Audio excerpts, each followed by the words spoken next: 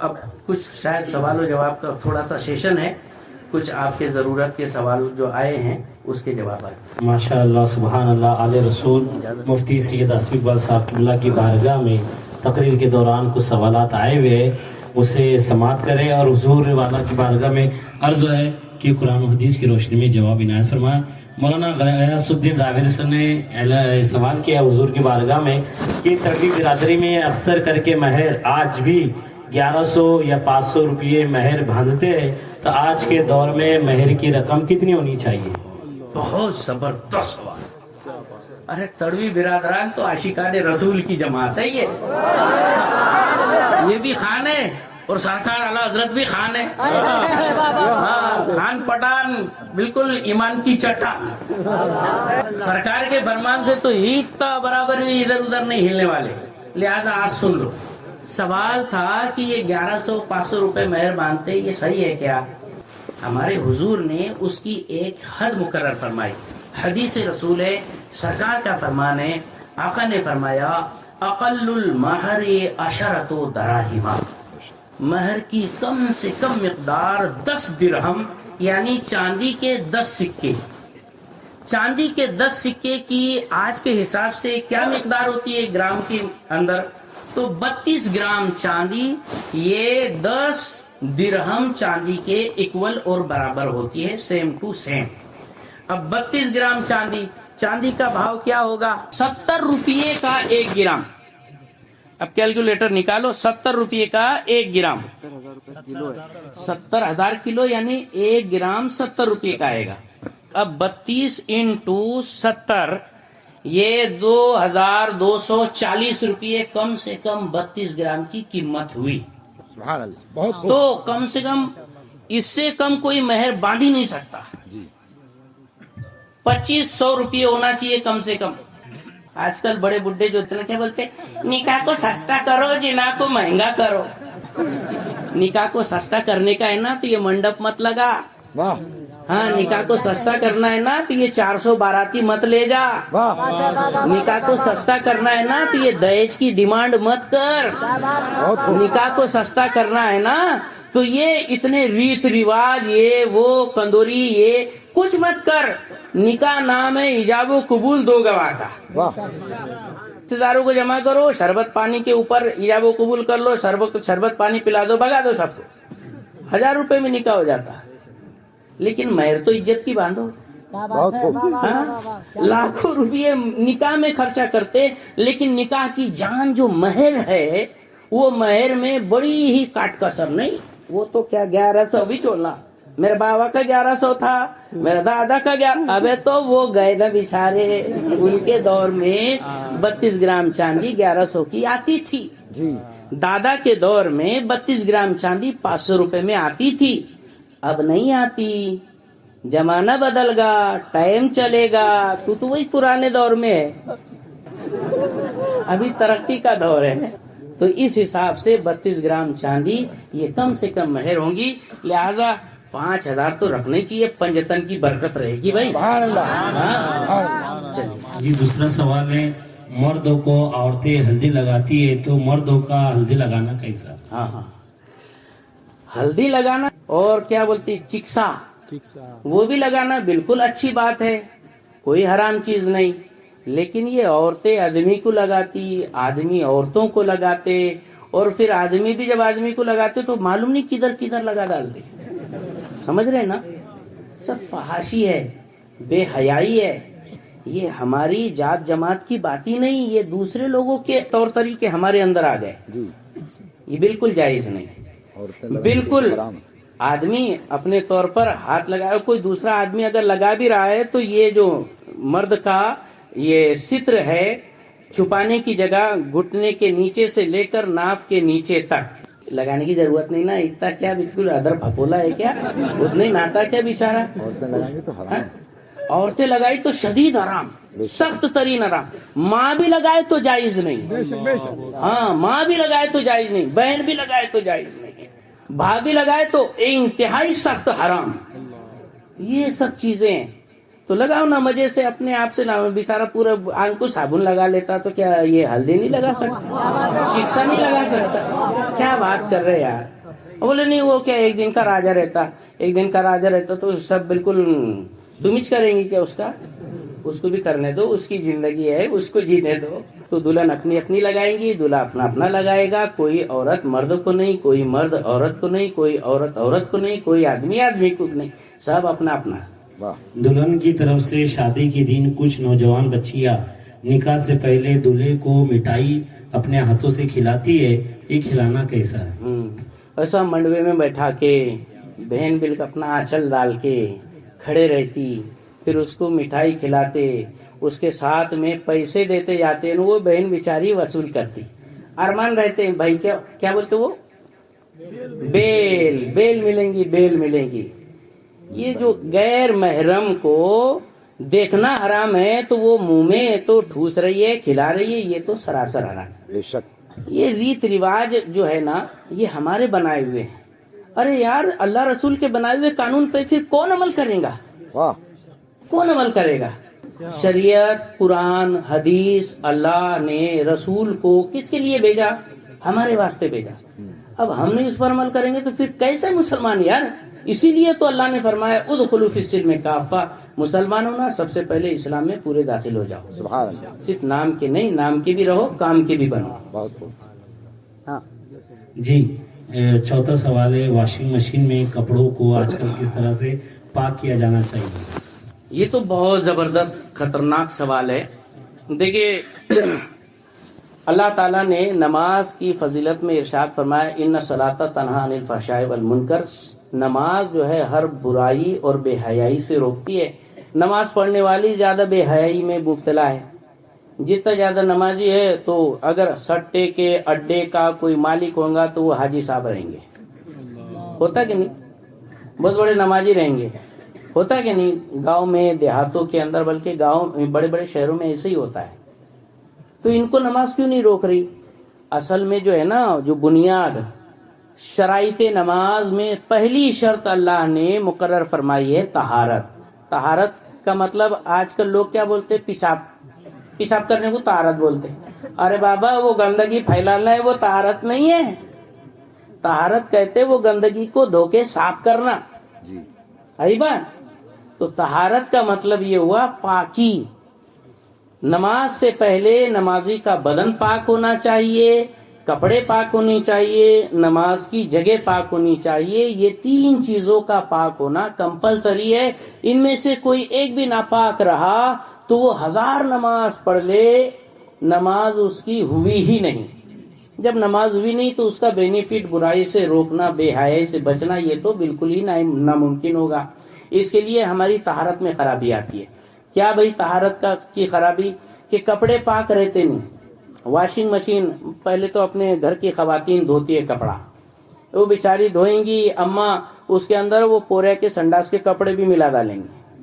ارے کم سے کم اس کا گوبر تو نکال کے عقل کر دے, پھر اس کے بعد تو اس کے ساتھ ملا نہیں, بولے ہو جائے گا سب ایک ساتھ میں سب دھلے جائیں گا. تو وہ چھوٹے سے بچے کی گندے کپڑوں کی وجہ سے بڑے بڑوں کے کپڑے نجیس ہو جاتے, اور اس کو صحیح معنوں میں پاک نہ کرنے کی وجہ سے کپڑے ناپاک ہی رہتے ہیں, اور ناپاک کپڑے پہن کر نماز پڑھنے سے نماز نہیں ہوتی. کیسے پاک کپڑے کرنا؟ تو گھر میں بھی اگر کپڑے دھوئے ہماری ماں بہنوں نے اور پوری طاقت سے نچوڑا, تو نچوڑنے کے لیے بھی کہتے ہیں کہ اتنا پوری طاقت سے نچوڑے کہ پھر کوئی قطرہ نہ ٹپکے. تو اماں میں کتنی طاقت ہوں گی بیچاری کے اندر, جتنی طاقت ہے اتنی نچوڑی, وہ کپڑا اس کے حق میں پاک ہو گیا. لیکن نوجوان ان کا بیٹا آیا, شولے ڈولے والا, جم مارنے والا, بالکل زبردست فائٹر, اس نے لیا یہ کر کے جو نچوڑا تو پھر ایک دھار نکلی. تو معلوم پڑا کہ وہ کپڑا اماں کے حق میں پاک تھا, لیکن یہ پہلوان کے لیے ناپاک تھا.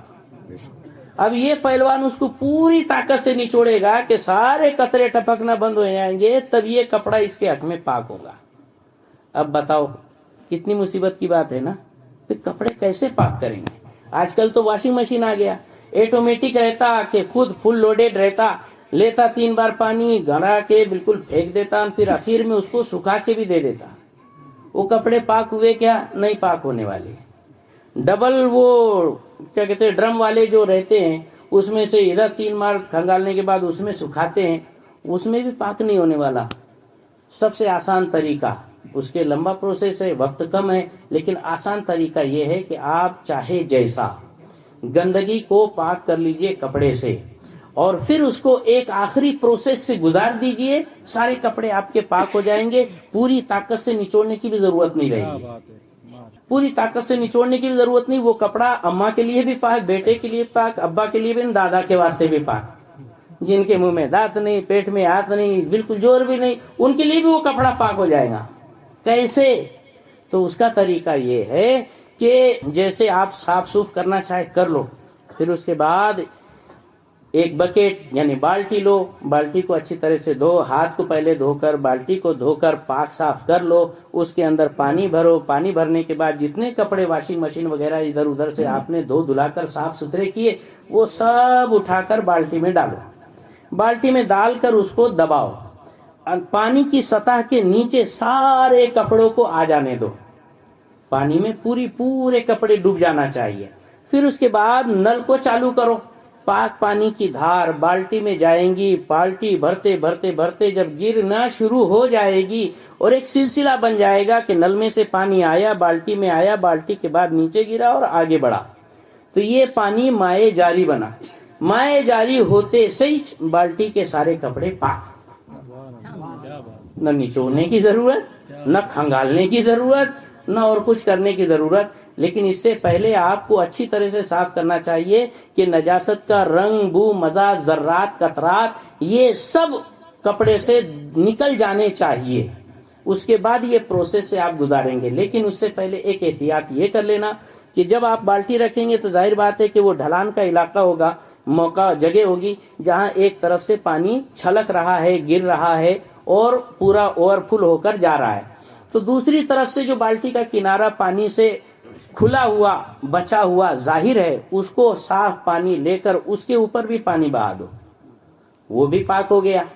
अब जो पानी का तसलसल बना, माए जारी बन गया, आपके सारे कपड़े पाक हो गए। अब निकाल के वैसे ही आप बाल्टी डाल देते हैं, उसके बिल्कुल धार टपक रही तो भी वो कपड़ा पाक हो जाएगा, उसको पूरी शक्ति के साथ निचोड़ने की भी जरूरत नहीं। ये प्रोसेस कर लेना जरूरी है, तभी हमारे कपड़े पाक होंगे। जी, आखिरी सवाल है, महिला बचत गट से कर्जा लेना कैसा? महिला बचत गट योजना ये बहुत ज्यादा चल रही है, गांव देहातों के अंदर भी, नासिक में भी बहुत चल रही है, और इसका सवाल तो बहुत से लोग पूछते हैं।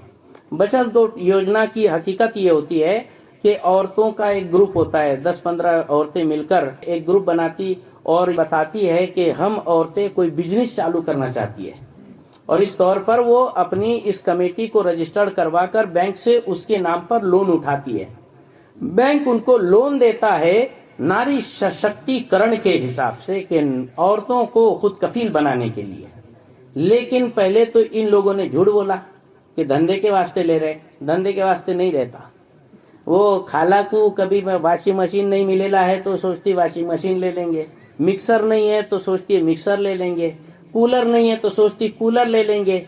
ये हिसाब से महिला बचत गट योजना से कर्जा उठाकर सबसे पहले वो उधार का सामान लेकर आते, और फिर जब आ गया हफ्ता फेरने के लिए आदमी के सिर के ऊपर बोझा बढ़ जाता। आदमी उतना कमाता ही नहीं था कि जिससे वो हफ्ता भर सके, वरना अगर इसके पास इतनी सलाहियत होती तो वैसे ही वॉशिंग मशीन आ चुका होता। आदमी के ऊपर बोझा बढ़ गया, वो परेशान। ये गलत बात हुई, एक तो झूठ बोला, दूसरे सूद भी भरा, तीसरे आदमी को परेशान किया, चौथे वो फिर बैंक वाले घरों घर आके बैठते, क्यों तुमने हफ्ता नहीं भरे, तुमने पैसा नहीं भरे। जो अगर पैसा भर देती है बेचारी औरत तो उसके पीछे और बढ़ जाते, उसको बोले और बड़ा हिस्सा ले, तू तुझे और ज्यादा बड़ा कर्जा हम देते, यानी कैसे भी उसको परेशान करने का। یہ سب غلط ہے. سودی کاروبار، سود حرام ہے. اللہ نے فرمایا احل اللہ البیع وحرم الربا، اللہ نے بیع کو، سودے کو، خرید و فروخت کو حلال فرمایا لیکن سود کو حرام فرمایا. سود کی چاہے جو شکل ہو وہ حرام ہے، اور یہ تو ہزار خرافات اور ہزار گناہوں کا ایک مجموعہ ہے. مہیلا بچت گٹ یوجنا ایک غیرت مند مسلمان بالکل گوارا نہیں کر سکتا کہ اس کے گھر میں کوئی بینک کا ادھیکاری آ کر چائے پیے، روب جمائے، عورت کو جھاڑے پھٹکارے اور پھر واپس جائے. نہ ایک غیرت مند انسان یہ گوارا نہیں کر، مسلمان تو بالکل ہی نہیں. یہ بالکل غلط ہے، بند ہونا چاہیے. اللہ تبارک و تعالیٰ یہ ساری باتوں پر کہنے سننے سے زیادہ عمل کرنے کی توفیق رفیق عطا فرمائے. آج کی جو محفل سجی ہے ماشاءاللہ، ہمارے آصف بھائی تڑوی، ان کی شادی کی یہ سمجھو کیا ہے، منڈوے اور ہلدی کی رات ہے یہ، جس میں محفل میلاد اور مصطفیٰ جان عالم صلی اللہ علیہ وسلم کی اتنی پیاری محفل سجی کہ شہزاد رسول بھی یہاں موجود ہے اور نائبین رسول بھی یہاں موجود ہے. معاملہ یہ ہے کہ آصف بھائی کا ارمان تھا کہ میں جب شادی کروں گا تو اپنے پیر صاحب کو بلاؤں گا. حضور سیدی سرکار اشرف الفقہاء خلیفہ مفتی اعظم ہند، مناظر اہل سنت، استاد الاساتذہ حضور اشرف الفقہاء علیہ رحمت رضوان کی یہ مرید ہے. چاہتے تھے کہ حضرت کو میں بلاؤں گا، لیکن حضرت کا وصال ہو گیا. پریشان کیا کرنا. تو اللہ اکبر، خواب میں حضرت تشریف لائے. سب بہت ہو رہا ہے کہ جو کوئی حضرت کی یاد میں پریشان ہوا کہ حضرت خواب میں آ کے اس کا پورا مسئلہ ہی سالو کر دیتے. اتنے سارے ہیں جو آپ کو بتائیں گے کہ حضرت خواب میں آ کر ایسا مجھے بتا کر گئے. ہاں، کہا کیوں پریشان ہو؟ کہا حضور میں نے تو سوچا تھا کہ میری شادی میں آپ کو بلاؤں گا، لیکن آپ کا تو وصال ہو گیا، آپ تو پردہ فرما لیا، اب کیا کرنا؟ تو سرکار نے فرمایا ڈرتا کیوں ہے، اپنے خلفاء کو بھیج دوں گا. میرا بھی نام حضرت نے یاد فرمایا، آصف اقبال کو بلا لینا، ہو جائے گا تیری شادی کا معاملہ. نعرہ تکبیر، نعرہ رسالت، فیضان حضور اشرف الفقہاء، نعرہ تکبیر، نعرہ رسالت. سچا پیر ہمیشہ نگاہ میں رکھتا ہے مرید کو. اللہ تبارک و تعالیٰ حضور اشرف الفقہاء کے درجے خوب بلند فرمائے، انہیں جزائے خیر عطا فرمائے.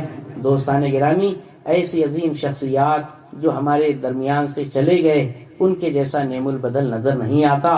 اللہ تبارک و تعالیٰ ان کا نعم البدل ہمیں عطا فرمائے اور ان کے فیض و کرم کو جاری و ساری عام و تام فرمائے، اور ہم سب کو ان کے مشن، ان کے طور طریقے کو عام کرنے، لے کر چلنے، اس پر عمل کرنے کی توفیق رفیق عطا فرمائے. السلام علیکم.